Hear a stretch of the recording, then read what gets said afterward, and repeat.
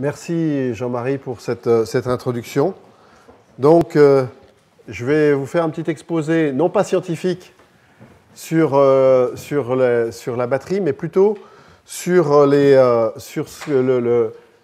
conséquences très importantes que des découvertes comme celles des chercheurs comme celle de Jean-Marie Tarascon, ce que ces découvertes ont pu provoquer comme changement dans l'automobile. Et c'est un changement extrêmement important qui est en train de s'annoncer. Et maintenant, on va découvrir ensemble pourquoi et puis jusqu'où ça peut aller. Alors, rapidement, je vais vous parler donc du véhicule électrique. Naturellement, quand on parle des découvertes sur les batteries, on parle de véhicules électriques, des orientations qu'ont pris ces véhicules électriques, de la constitution, on va plonger un petit peu dans la batterie pour voir comment elle est constituée, son évolution, un petit coup d'œil sur les autres applications de véhicules électrifiés, mais rapides. Il y a le véhicule électrique et il y a ce qu'on appelle les véhicules électrifiés, les véhicules hybrides. Pardon.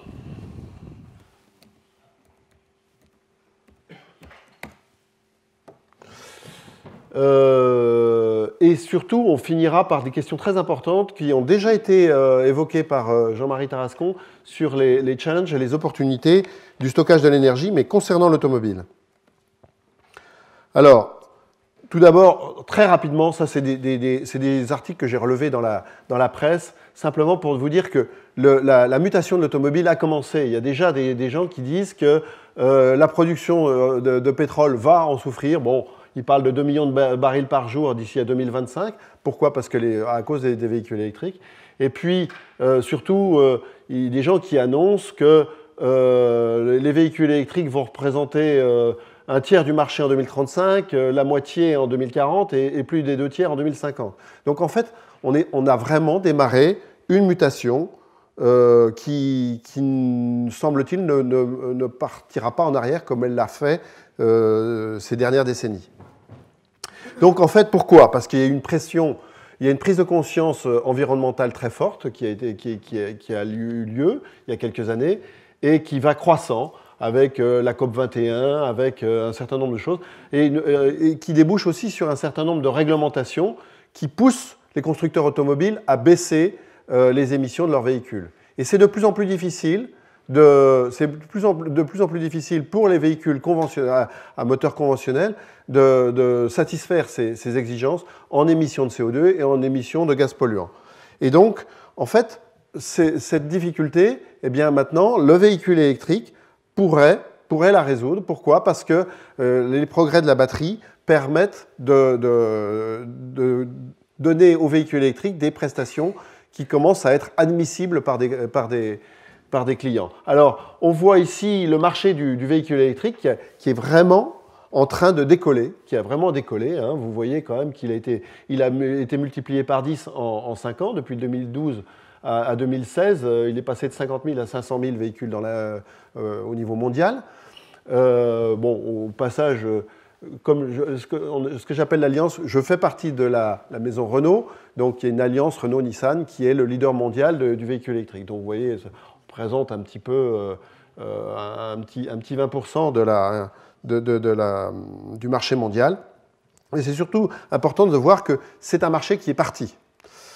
Mais il y a aujourd'hui encore des freins à ce développement qui sont le prix. Aujourd'hui, les véhicules électriques sont encore pas mal subventionnés. Les clients ne trouvent pas encore l'autonomie tout à fait à leur goût. Et puis, les infrastructures et la vitesse de recharge. Donc, tout ça, ces 3 points-là sont des enjeux pour la batterie. C'est la batterie qui doit adresser ces enjeux-là. Alors, plongeons-nous un petit peu dans les véhicules électriques. Déjà, les tendances. Le véhicule électrique, voilà alors là-dessus, sur ce graphe, j'ai supprimé les points qui étaient des secrets. Il n'y a que des annonces connues dans la presse, mais on voit que l'ensemble des constructeurs travaillent sur les voitures électriques et que les autonomies proposées vont croissant. Il y a plusieurs axes d'autonomie. Il y a ce qu'on appelle le cycle NEDC, c'est un cycle européen qui est relativement facile, qui permet d'annoncer des autonomies relativement élevées. Il y a un cycle qu'on appelle réel, qui est un mix entre la circulation urbaine et la circulation périurbaine. Et puis, le cycle le plus dur, en fait, c'est les autoroutes. Donc, en fait, bon, maintenant on annonce 3 chiffres, on n'annonce plus un seul pour ne pas décevoir les clients. Mais on voit que la tendance est à la croissance. Maintenant, jusqu'où? Alors, je prends l'exemple que je connais le mieux, c'est l'exemple de la Zoé de Renault, qui est sortie en 2012 avec une autonomie de 210 km sur le cycle européen, et donc de 140 km sur cycle dit normal. On ne parlait pas encore d'autoroute à l'époque. Elle s'est améliorée grâce, dans un premier temps, grâce au travail qui a été fait sur la voiture et tout, plus particulièrement sur la motorisation, qui a gagné en rendement. On a gagné quelques kilomètres, on a gagné une vingtaine de kilomètres, 20-30 kilomètres. Et puis là, cette année, en fin d'année dernière, et cette année a été lancée, la Zoé avec une autonomie quasiment doublée. Et là, c'est vraiment la batterie. C'est vraiment la batterie qui a apporté la rupture. Et donc, on est passé d'une autonomie de 240 km sur le cycle européen à une autonomie de 400 km. Et on commence à parler de cycle autoroutier. Et on voit que là, sur l'autoroute, on est capable aujourd'hui de faire 180 km à 130 km/h. Donc, on commence à vouloir rouler comme un véhicule conventionnel. Alors maintenant, les flèches vertes, c'est des prévisions. 2020, on peut en parler. Au-delà, je ne vous en parle pas trop. Je n'ai pas trop le droit de vous en parler, mais sachez qu'on va pouvoir atteindre des autonomies, alors sur cycle d'homologation de 750 km, mais ça ne veut pas dire grand-chose. Ça va être des autonomies réelles qui vont se balader entre 350 et 500 km. Mais la vraie question, c'est où va être la limite ? Alors, aux enjeux concernant, aux attentes concernant l'autonomie s'ajoutent maintenant des attentes concernant la puissance de charge. Parce que sur le graphe de gauche, on voit le rayon d'action des premières voitures électriques. Ces premiers véhicules électriques, des véhicules électriques qui circulaient en ville, qui rentraient au port tous les soirs. Et donc, en fait, c'était une charge qui avait lieu une fois par jour, la nuit, à domicile ou sur une borne, mais on n'avait pas besoin de charger très vite puisqu'on avait d'abord une capacité faible de batterie, enfin une vingtaine de kilowattheures, et puis on avait la nuit pour ça. Donc une puissance de 3 kilowatts pouvait suffire. Bon, les puissances allaient de 3 à 20 kilowatts. Maintenant, on parle de véhicules qui ont des autonomies plus grandes. Donc les gens veulent aller plus loin, ils veulent changer de ville. Alors là, on a tracé un parcours qui va de Paris à Lyon. Ben, si on va aller de Paris à Lyon avec une Zoé qui a une autonomie d'un petit peu plus de 250 km, 300 km, il va falloir s'arrêter au milieu. Il va falloir s'arrêter au milieu et charger. Et là, il n'est pas admissible d'attendre 8 heures pour recharger. Donc maintenant, les clients disent, nous, on voudrait recharger en un quart d'heure. Mais recharger en un quart d'heure pour repartir sur 250 km, eh ben, ça nécessite des puissances de charge très importantes. Aujourd'hui, est-ce qu'on va être capable de faire ça? Donc voilà les grandes attentes. Voilà les grandes attentes des clients de l'automobile vis-à-vis de la batterie. Alors plongeons-nous maintenant dans la batterie automobile. Alors ça, c'est les grands composants qui constituent la chaîne de traction d'un véhicule électrique. À gauche, le groupe motopropulseur, je ne vous en parle pas. À droite, la batterie. La batterie, c'est quand même une grosse pièce. Hein. Ici, là, donc, la batterie d'aujourd'hui fait 40 kWh. Elle a une tension qui varie, suivant l'état de charge, entre 240 et 400 volts, un peu plus, et qui est installée de la manière suivante dans le véhicule.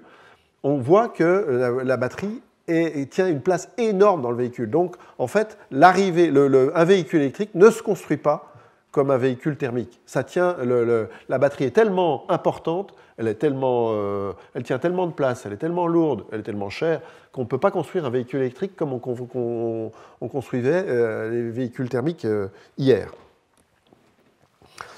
Une batterie d'automobile, c'est constitué comme ça. Donc, on part en haut de la chimie, donc qui a été décrite par Jean-Marie Tarascon précédemment. On fabrique des électrodes. Ces électrodes sont ensuite assemblées dans des cellules. La cellule est vraiment le cœur de la batterie. C'est l'organe qui fournit l'énergie, qui la stocke, qui fournit la puissance.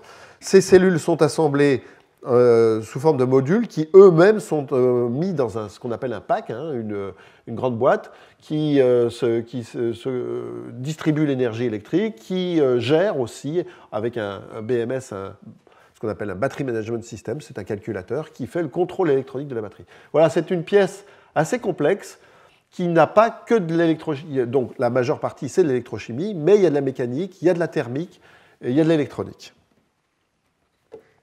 Voilà, les cellules, il y en a de plusieurs sortes, simplement pour l'évoquer. Il y a des cellules, ce qu'on appelle pouch, des enveloppes d'aluminium dans lesquelles on a glissé les électrodes, et puis on a les connexions de courant qui peuvent être soit de part et d'autre, soit du même côté. On a des cellules dites prismatiques, c'est des containers, des containers rigides en aluminium, des cellules cylindriques, qui sont utilisés par la Tesla, dont il a été question tout à l'heure. Donc, c'est simplement des manières de fabriquer des cellules, toutes renfermant des électrodes de la même façon, et l'électrochimie, pour contenir l'énergie. Alors, de quelle manière cette batterie doit progresser? Alors, on a ici l'ensemble des axes de travail, sur lesquels on doit travailler pour faire une batterie automobile. En fait, on joue toujours sur plusieurs axes à la fois et on doit toujours jouer sur les compromis. Alors, on a les grands axes de travail, je vous en ai parlé. Il y a je ne sais pas comment on se sert de ça. Oui, c'est ça. On a les performances, naturellement, la puissance, l'énergie contenue, la puissance. On a la chargeabilité, c'est-à-dire la puissance de charge, la vitesse à laquelle on est capable de lui restituer sa charge. Sa durée de vie. La gestion thermique, naturellement, parce que pour être capable de la mettre dans les bonnes conditions de fonctionnement, de façon à ce qu'elle donne ses pleines performances, mais de façon à ne pas la dégrader, il faut la gérer thermiquement comme il faut. Naturellement, le coût est un élément prépondérant si on veut être capable de vendre nos voitures. Et alors là, la sécurité, de toute façon, c'est quelque chose avec lequel on ne fait pas de compromis. Il n'est pas question de mettre en danger les utilisateurs de véhicules électriques. Aujourd'hui, les constructeurs automobiles ont pris ça très au sérieux. Et on peut dire qu'aujourd'hui, ils s'en sortent pas trop mal pour ça, pour l'instant. On nous avait prédit des grands malheurs quand on a commencé à utiliser les batteries lithium-ion. Bon, force est de constater que quand on est sérieux, quand on fait les choses comme il faut, ça se passe pas trop mal. Sur quels axes on va travailler? Alors, il va falloir travailler naturellement sur la chimie. C'est le travail des équipes comme celle de Jean-Marie Tarascon. Et on va travailler aussi sur de l'engineering. Là, c'est la constitution de la cellule. Comment concevoir la cellule de manière à ce qu'elle apporte à la fois les bonnes performances et qu'elle ne soit pas trop chère. Comment mettre tout ça, packager tout ça, comment assembler tout ça de façon à ce que ce soit le plus performant possible. Alors, la densité d'énergie des cellules évolue en continu. Alors, quand on a sorti les premiers véhicules électriques, on avait des capacités au niveau des cellules. Quand on parle de densité d'énergie, on parle toujours de deux chiffres. Une densité d'énergie volumique et une densité d'énergie massique. Donc en bleu volumique, on était à peu près à 300 Wh par litre de cellules et à 160 Wh par kilo. Aujourd'hui, dans la Zoé qui est vendue à partir de début 2017, on est à 500 Wh par litre et 240 Wh par kilo. Alors au passage, j'en profite pour dire que effectivement, ce n'est pas marqué sur le slide, mais on a fait évoluer un petit peu la chimie. La cathode était à base de manganèse, d'oxyde de manganèse pour la première génération. Et là, on est sur du NMC 622. Jean-Marie Tarascon en a parlé tout à l'heure, donc du NMC déjà avec une forte teneur en nickel. Et on voit, on pense qu'on peut encore évoluer. On pense qu'on peut encore évoluer. Alors, les chiffres de 800 Wh par litre et de 350 Wh par kilo, ça a été évoqué aussi tout à l'heure. Pour nous, c'est vraiment l'asymptote asymptote. Hein. On pense honnêtement qu'il va être très, très, très difficile d'atteindre ces valeurs-là. Mais bon, on indique ce que le maximum du maximum qu'on pense pouvoir espérer. Au passage, on s'aperçoit que les cellules de véhicules électriques en termes de performance, ont rattrapé les performances des véhicules, des cellules des applications portables, qui, elles, ont toujours fait la course en tête concernant les performances en densité d'énergie.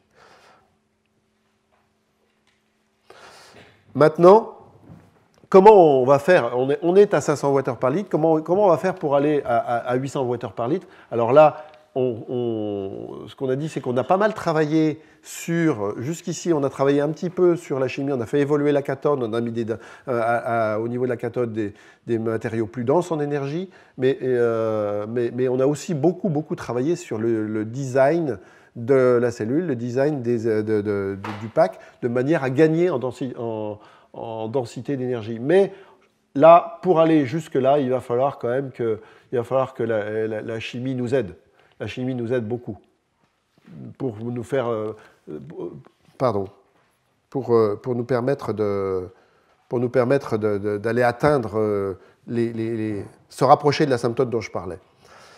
Au-delà, est-ce qu'il y aura des solutions? Ça, on ne sait pas aujourd'hui. Aujourd'hui, on ne voit, enfin, il n'y a rien de réellement visible à coup sûr. Il y a des tas de travaux en amont, mais on ne voit pas encore.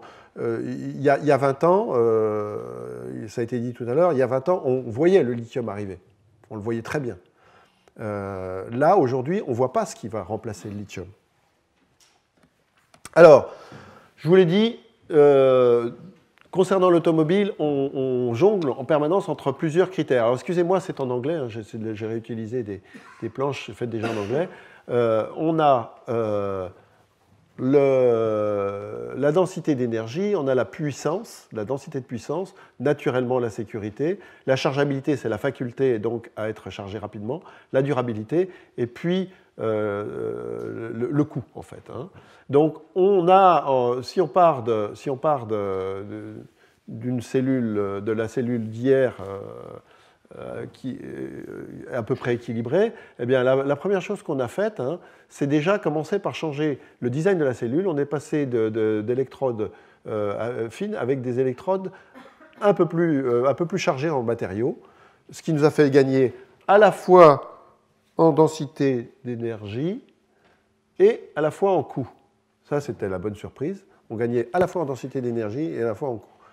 Alors, vous voyez qu'on a déformé un petit peu la courbe et on va revenir sur les aspects durabilité, chargeabilité, parce que on dit, bah oui, mais on fait des batteries plus performantes, mais elles ne durent pas longtemps.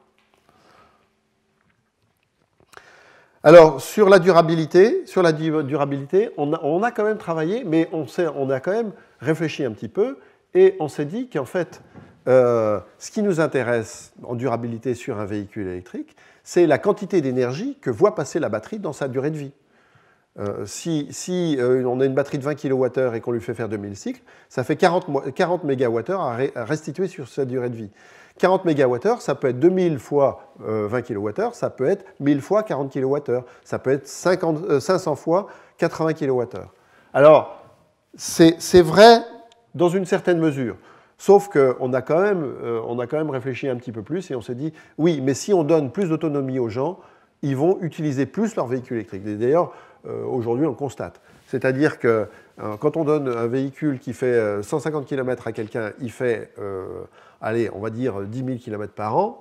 Si on lui donne un véhicule qui fait 200 ou 250 km, il ne va plus faire 10 000, il va en faire 15 000. Donc, la durée de vie de la batterie, enfin en quantité d'énergie restituée, il faut quand même la pousser un peu vers le haut. Ce qui explique qu'on passe de cette ISO énergie courbe verte là, à la courbe rouge, puis à la courbe rouge noire. On va quand même on ne diminue pas le nombre de cycles dans les mêmes proportions qu'on augmente la capacité. Alors, en fait, on a regardé un petit peu quels étaient les kilométrages faits par nos clients. On a des clients moyens, on a des clients qui font modérés, qui font très peu de kilomètres, on a des clients moyens, et puis on a des clients sévères, qui roulent beaucoup. Excusez-moi. Et en fait, on a tracé les courbes de vieillissement de chacun de ces utilisateurs types, et on s'est aperçu que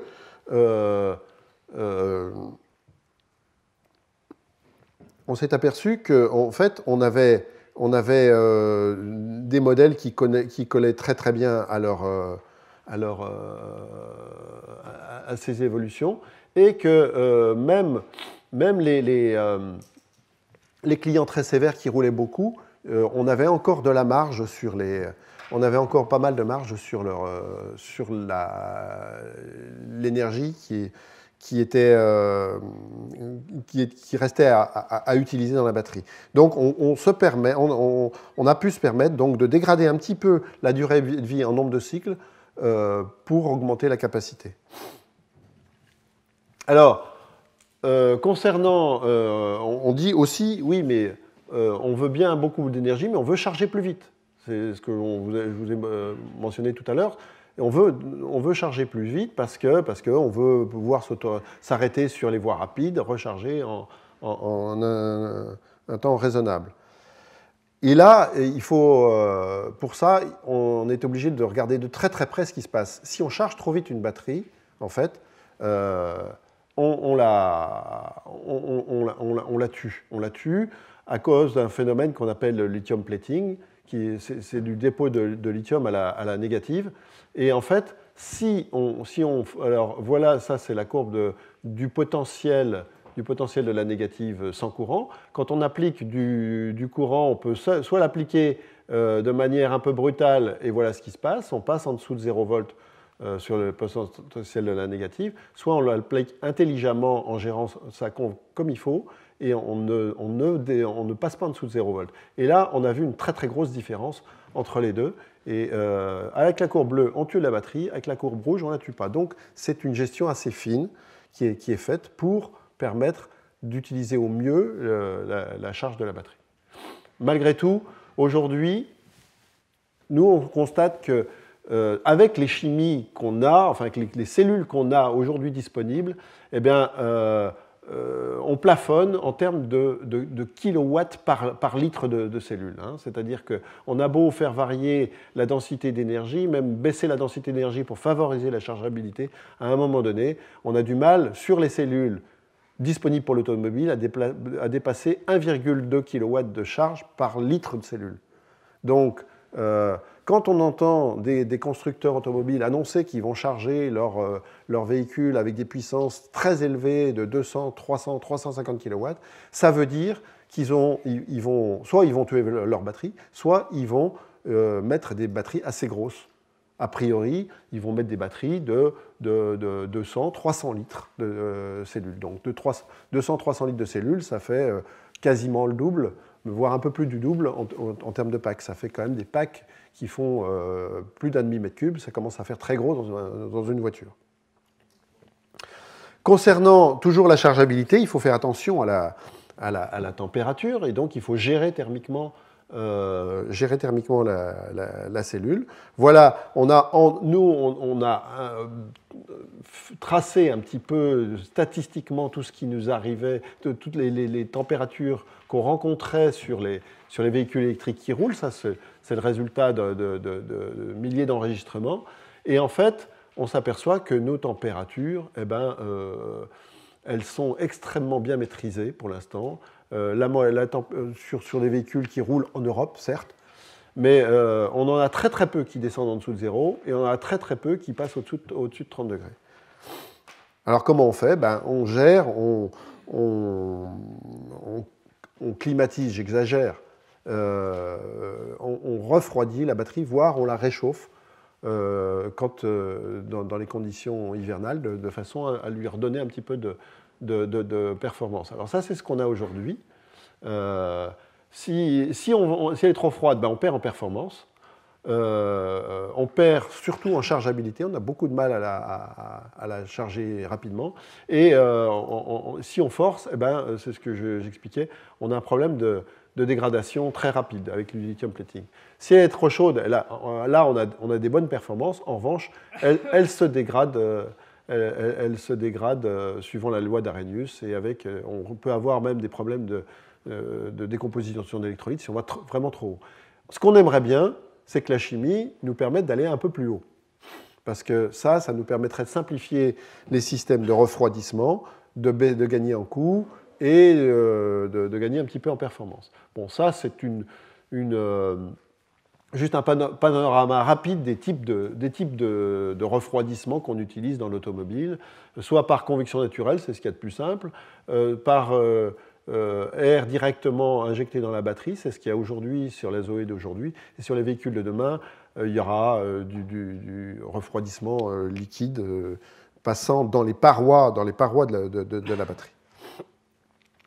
Alors, concernant un axe, bien qu'on ait mis plus d'énergie dans les cellules, on ne déroge pas sur la sécurité.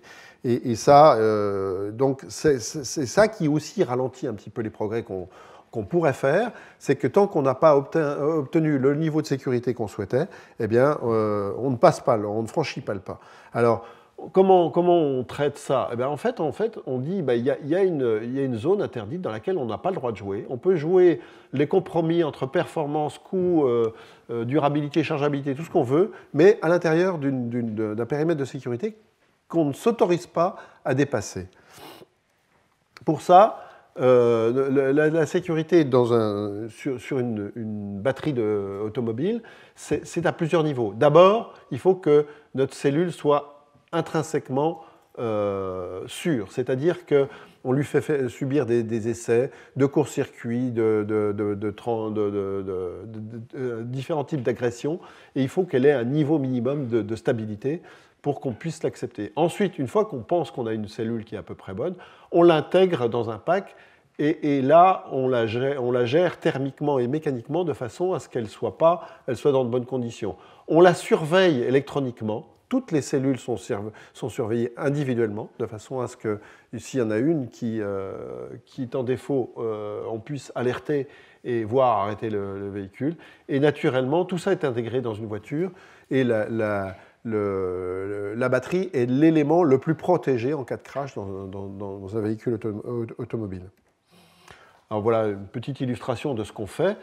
On écrase des cellules, on met le feu sous la batterie, et puis il faut que la batterie tienne plusieurs minutes avant elle-même de prendre feu. On fait ça avec des réservoirs d'essence. Il faut que le réservoir d'essence tienne 1 minute et demie. Une batterie, en pratique, nous, on arrive à dépasser 5 minutes. Et puis, on a fait des essais de crash, on a fait des essais d'extinction avec les pompiers, et tout ça pour essayer de rassurer au maximum et les pouvoirs publics, les pompiers, nos clients sur la sécurité des véhicules électriques. Un coup d'œil rapide aux autres applications de la batterie dans les véhicules dits électrifiés, donc les véhicules hybrides et micro-hybrides.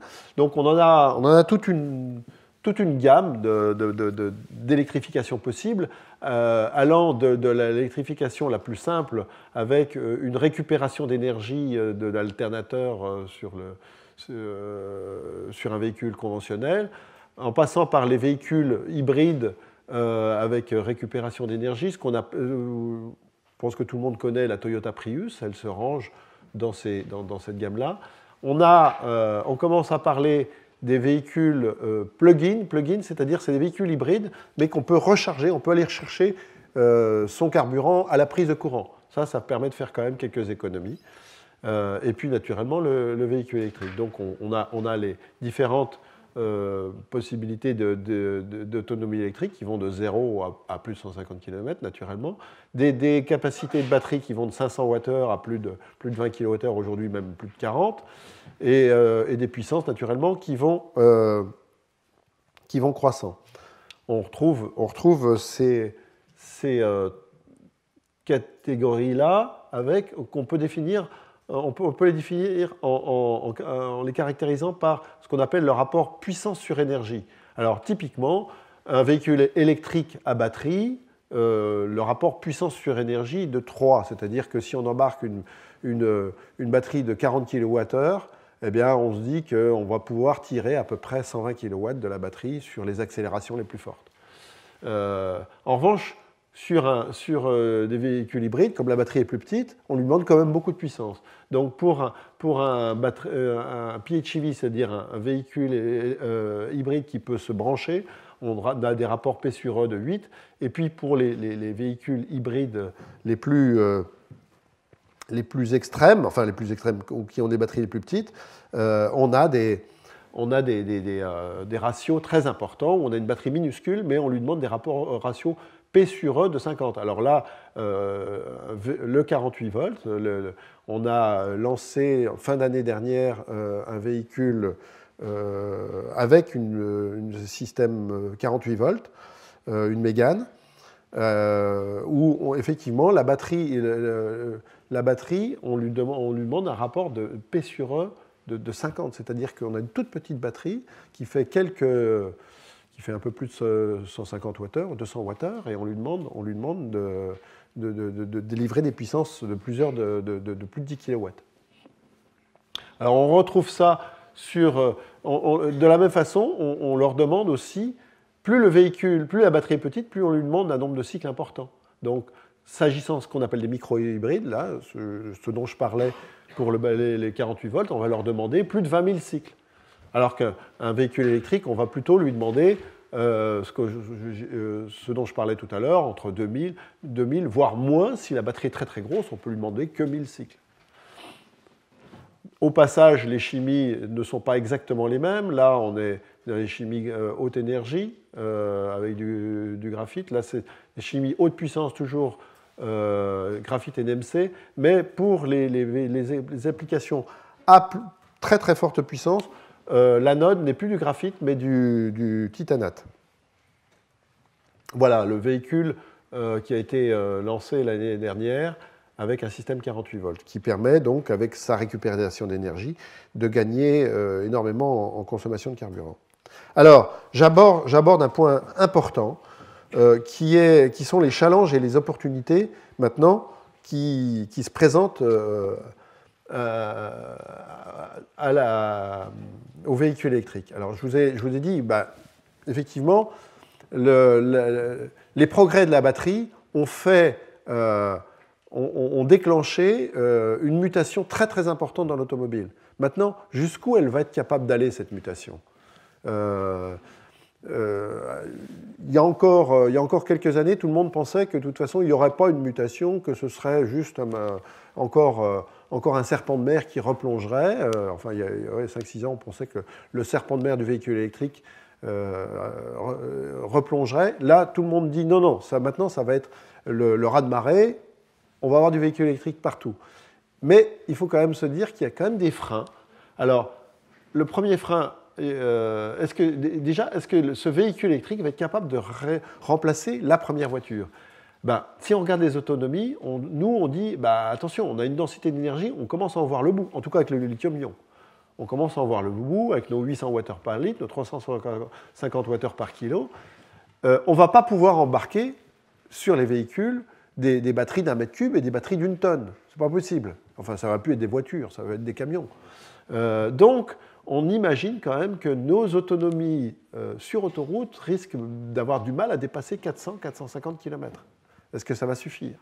D'autant plus que la vitesse de recharge, même si on charge extrêmement vite, comme ça a été annoncé par certains constructeurs allemands, jusqu'à des puissances de 300-350 kW, eh bien, on sera capable de remettre 200 km d'autonomie à la voiture en 15 minutes.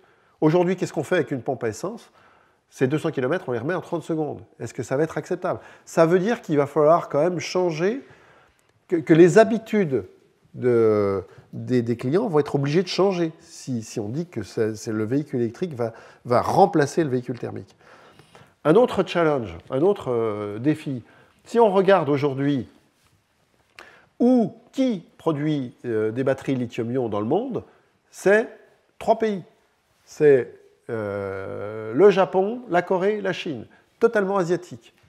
Et si on regarde là, ici, c'est les quantités produites en mégawattheures pour les applications portables, et ici, en mégawattheures pour les applications automobiles.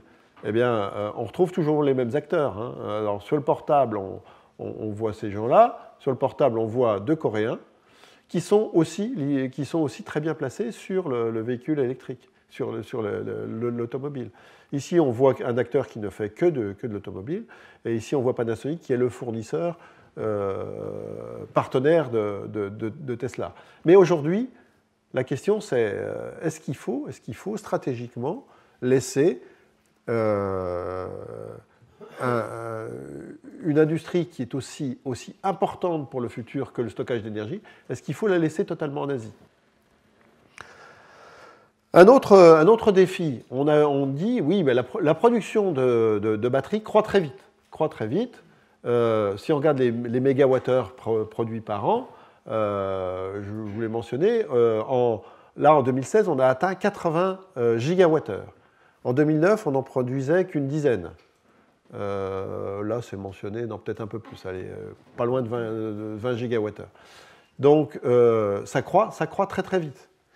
Ce qui est dit par pas mal de gens, et ça a été dit dans une conférence la semaine dernière, une conférence internationale sur la batterie, c'est une planche que j'ai empruntée à une présentation. On dit que le véhicule électrique va faire reculer le véhicule thermique. Donc, il va y avoir des consommations de batterie très très importantes. Et on voit qu'on peut atteindre jusqu'à 1 TWh en 2030. 1 TWh, aujourd'hui on est à 78 gigawattheures, donc on parle de multiplication par 15. Donc de la production par 15. Ça ne va pas sans poser quelques problèmes, ça ne va pas aller sans poser quelques questions sur un certain nombre de choses, dont les ressources. Aujourd'hui, les technologies qu'on utilise du cobalt, du nickel, dans les matériaux critiques, il y a le cobalt, il y a le nickel, il y a le lithium. En rouge, voilà la production projetée si aucune nouvelle initiative n'est prise. Donc on voit que dès aujourd'hui, le cobalt va poser un problème. Le cobalt va être en tension à partir de cette année. Le nickel, c'est la partie bleu foncé, c'est la partie qui représente la consommation de la batterie dans la production. Concernant le nickel, il n'y a pas, c'est pas la batterie qui va tout bouleverser, sauf que le nickel utilisable pour la batterie, il nécessite un raffinage particulier qui aujourd'hui n'est pas capacitaire pour les volumes qui sont annoncés. Le lithium, les ressources naturelles sont là, mais les capacités d'extraction ne sont pas là. Il va falloir investir. Donc, on va avoir des problèmes de matière. Est-ce qu'il va falloir faire évoluer les chimies demain pour pouvoir avoir des matériaux plus abondants, comme ça a été mentionné, le sodium, etc., sauf qu'on n'aura pas les performances. Et puis on a aussi quand même des choses à traiter. Il ne faut pas qu'aujourd'hui, les conditions d'extraction de certaines matières ne respectent pas les droits humains. Donc il va falloir quand même qu'aujourd'hui, des constructeurs responsables occidentaux ne peuvent pas se permettre de fermer les yeux là-dessus. Donc ça doit être... Il y a un rapport d'Amnesty International qui est sorti en fin d'année dernière, et là, il faut vraiment que ce soit traité. Une autre menace sur l'avenir de la batterie, c'est qu'il faut la rendre plus verte. Aujourd'hui, les adversaires du stockage d'énergie électrique par batterie là, disent bah oui, mais l'empreinte écologique d'une batterie est loin d'être neutre. Il y a de l'acidification des pluies, il y a du réchauffement climatique, il y a de l'eutrophisation des eaux. Il va falloir traiter ça. Il va falloir aussi mettre en place une filière de recyclage qui soit viable. Aujourd'hui, il n'y a guère que le cobalt qui soit recyclé, et encore pas très très bien. Mais pour répondre aux questions qui se posent sur les approvisionnements en matière, sur leurs coûts et sur l'empreinte écologique, il faut qu'il y ait une filière recyclage qui soit vraiment en place, industrielle, qui fonctionne bien. Donc, ça permettra de sécuriser l'approvisionnement des matières et de minimiser l'empreinte environnementale de la batterie. Mais il y a des opportunités aussi. Des opportunités. Un véhicule électrique, c'est une batterie. Une batterie toute seule, c'est pas grand-chose. Mais pour un producteur ou un distributeur d'énergie électrique, 1 million de batteries, ça peut être quelque chose d'intéressant. Et les véhicules électriques sont des consommateurs, mais peuvent, et on y travaille, devenir aussi des générateurs. C'est-à-dire qu'ils peuvent restituer, quand on leur demande, ils peuvent restituer de l'énergie au réseau. Et ça peut considérablement arranger les affaires des distributeurs d'énergie. Ça peut les arranger pour optimiser leur consommation, pour gagner en CO2, c'est-à-dire utiliser de préférence les énergies vertes. Ça peut permettre d'utiliser les kilowattheures au moment où ils sont produits le moins cher.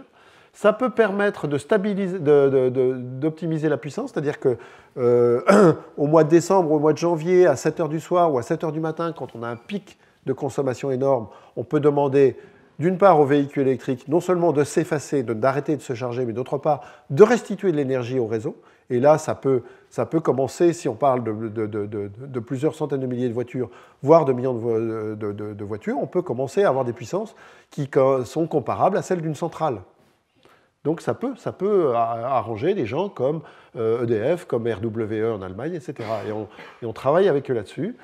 De manière instantanée, on peut même aider à stabiliser le réseau. Aujourd'hui, le réseau, quand on tire trop dessus, sa fréquence ralentit.